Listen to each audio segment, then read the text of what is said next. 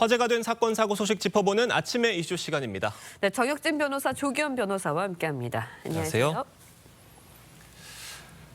박정희 전 대통령을 살해한 혐의로 사형당한 김재규 전 중앙정보부장에 대해 법원이 재심 결정을 내렸습니다. 먼저 과거 김 전 부장의 법정 최후 진술 들어보고 이야기 이어가겠습니다. 10월 26일 혁명은 이 나라의 건국기념이고 또한 국식이고 이 많은 사람들이 생명을 바치고 지켜온 자유민주주의를 회복하기 위해서 혁명을 한 것입니다. 한마디 내가 확실히 말씀해 둘 것은 결코 저는 대통령이 되기 위해서 혁명을 하지 않았습니다. 대통령과 가와의 개인의 의리를 청산하고 혁명을 했습니다마는 대통령과 가의 무덤 위에 올랐을 정도로서 아직까지 내 도덕과는 타락되어 있지는 않습니다. 김재규 전 부장의 유족이 재심을 청구한 지 5년 만에 내려진 결정입니다. 법원이 왜 재판을 다시 열기로 한 건가요? 일단 형사소송법을 봐야 되는데요. 420조에 보면 피고인의 기소와 관련해서 수사를 담당했던 수사기관이 직무에 관한 죄, 폭행, 협박, 한마디로 말하면 고문 같은 죄입니다. 이런 것들을 지은 것이 확정 판결로 증명된 때에는 재심을 할 수 있다. 이렇게 그 규정이 되어 있거든요. 그런데 재판부에서는 기록을 쭉 보니까 계엄사령부 합수단 소속 수사관들이 이런저런 고문 가혹행위들을 갖다가 했다. 이게 명백하다. 이렇게 판단을 한 것 같고요. 그래서 원칙적으로 따지면 확정 판결로 증명이 돼야 되는데 그런데 이 사건 같은 경우에는 이미 오래전 사건 아닙니까? 그러니까 공소시효가 완성됐기 때문에 확정 판결을 받을 수 없을 때가 돼서 예외적이지만 어쨌든 재심이 가능하다. 이렇게 판단한 것 같습니다. 네, 그렇다면요. 재판부가 당시 이제 김재규 전 부장 사건과 관련한 수사와 재판에 문제가 있었다. 이렇게 판단했다. 이렇게 받아들여도 되는 건가요? 그렇죠. 일단 수사에는 문제가 있었기 때문에 재심 사유에 해당된다고 봐서 절차를 개시한 거고요. 당시 재판 결과에 대한 당부에 대한 판단을 한 건 아닙니다.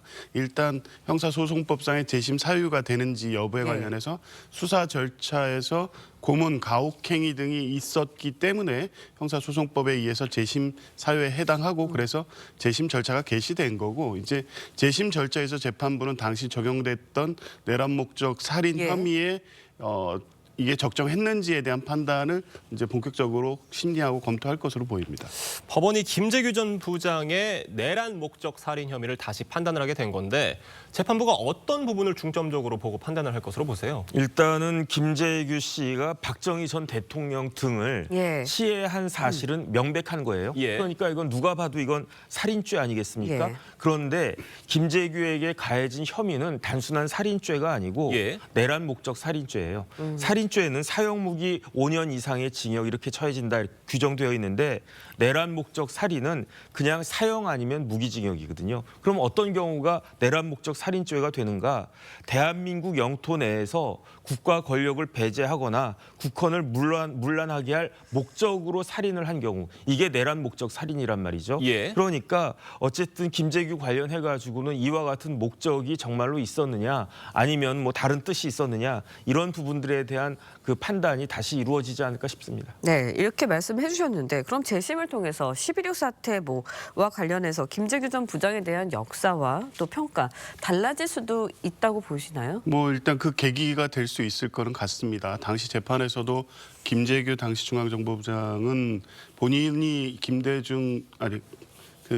박정희 대통령을 시해한 것은 자유민주주의 회복을 위한 거사였다 이렇게 주장을 했죠. 그런데 당시에 이 계엄사령부 합수부 전두환 사령관이 합수부장이었는데 당시 그 합수부에서는 이것이 대통령이 되려는 허욕에서 비롯됐다. 그래서 내란 목적 살인 혐의를 인정한 것인데요. 이 배경에는 12.6 이후에 비상계엄이 선포되고 그것이 12.12 군사 쿠데타로 이어지는 과정에서 이 신군부의 권력 창탈 행위를 합리화하는 과정에서 이 김재규에 대한 재판이 내란 목적 혐의를 좀 강조해서 본인들의 권력 찬탈을 정당화하려는 의도가 있었지 않나 이런 역사적 평가가 있기 때문에 아마 재심 과정에서 이 내란 목적 살인이 실제 내란 의도로 대통령을 시해한 것이냐에 대한 여부가 판단받게 된다면 김재규 당시 중앙정보부장이 당시 재판에서 주장했던 그러니까 자유민주주의 회복을 위한 행위로 볼 수도 있다. 이런 판단이 된다면 역사적 평가가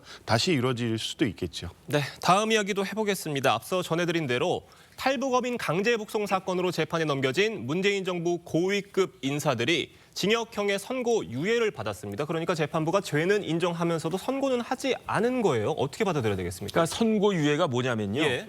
이제 그 사람의 행위가 범죄라고 하는 걸 인정을 한 거예요. 예. 그러면 유죄 판결을 내려야 되지 않겠습니까? 그런데 판결 선고를 유예하겠다. 예. 그래서 선고 유예란 말이죠. 그런데 어떤 일이 있었는가? 정의용, 서훈, 노영민, 김현철 이런 분들이 지난 정부의 최고위직에 있으면서 그 탈북 어민들이 들어왔을 때 그 사람들이 귀순 의사를 명백히 밝혔단 말이에요. 네. 그럼에도 불구하고 그 사람들을 강제적으로 북송한 거고 그 결과 그 어민들이 어떻게 됐습니까? 그 어민들이 처형당했잖아요. 예. 아마 목숨을 잃었을 것으로 생각이 되는데 그런데 여기서 선고유예는 어떤 경우에 이루어지는가? 선고유예 요건을 찾아보면은 첫 번째 1년 이하 징역에 처해질 정도로 가벼운 사안이어야 해요. 그런데 저분들의 혐의가 무엇이었느냐?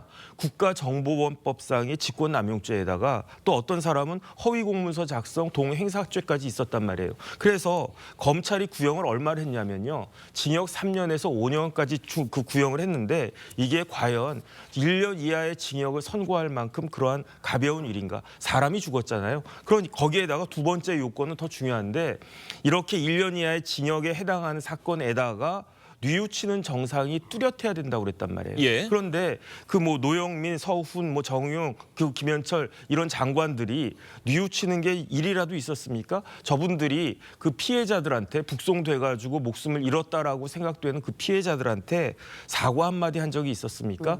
그럼에도 불구하고 이 선고유예를 선고한 것은 제가 봤을 때는 납득이 되지 않은 측면이 많다 이렇게 보여집니다. 네, 그러다 보니까 일각에서는 법원이 선고유예도 결국은 면죄부를 준 것 아니냐, 솜방망이 처분을 한 것 아니냐 이런 비판도 일고 있어요.